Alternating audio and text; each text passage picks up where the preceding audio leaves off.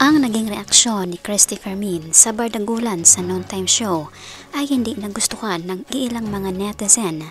Alamin ang buong detalye.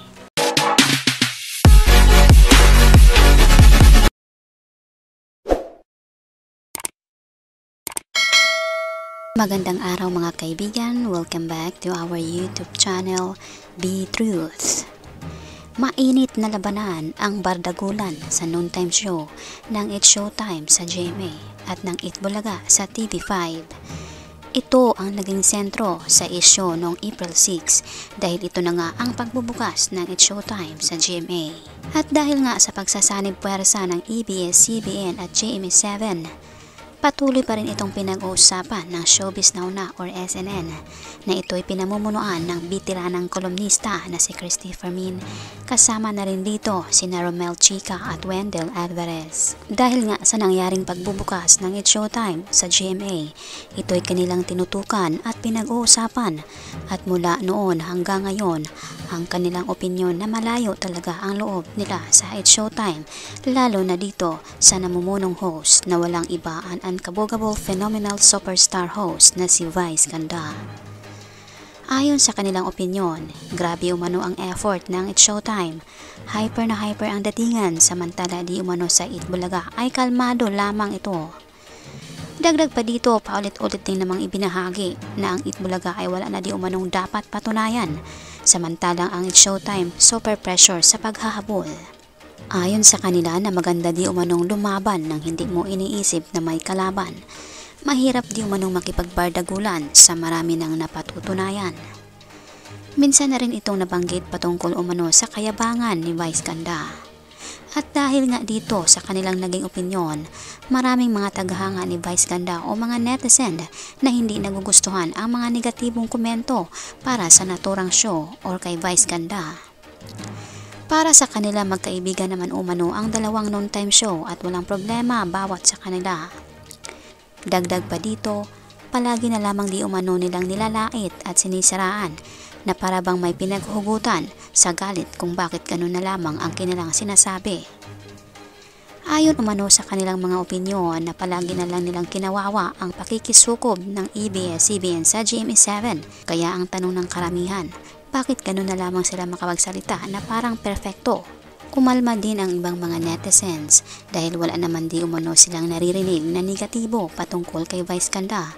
Bagkus, ibinahagi nila na marami pa itong natutulungan.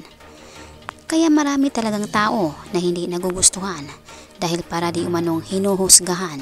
Para sa amin, nirerespeto po namin anuman ang naging opinyon o komento ng SNN dahil opinyon din nila po iyon. Subalit nirerespeto din namin ang mga viewers. Kaya kumuha kami ng mga ilang komento sa kanilang video dahil ang viewers ay mahalaga rin dito. Hindi lamang ang mga opinyon ng mga host ang aming ibinahagi, kundi pati na rin ang opinyon ng mga netizens upang makita at malaman natin ang kanilang mga hinaing.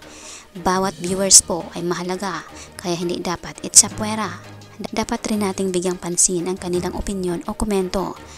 Maraming salamat po.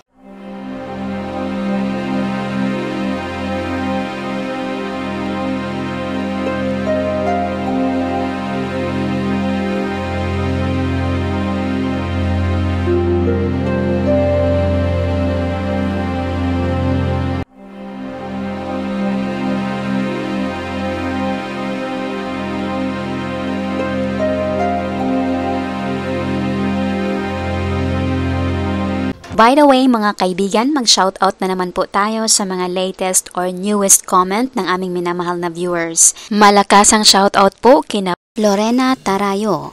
Malakasang shoutout kay Victoria Espidol. Malakasang shoutout kay Romel Berangel. Malakasang shoutout kay Rosa Rose. Malakasang shoutout kay Nazareno Paulo. Malakasang shoutout kay Myrna Dalos. Malakasang shoutout kay Primitiva Dichoso. Malakasang shoutout kay Hermie Villanueva. Malakasang shoutout kay Lorely Minya. Malakasang shoutout kay Ophelia Ramos. Malakasang shoutout kay Cleo Sosobrado. Malakasang shoutout kay Hisham Makasulong. Malakasang shoutout kay Susan Layasan. Malakasang shoutout kay Nisa Villamor. Malakas ang shoutout kay Terry Malabanan. Malakas ang shoutout kay Berlin Delim. Malakas ang shoutout kay Alma Caudela. At malakas ang shoutout kay Lentak World.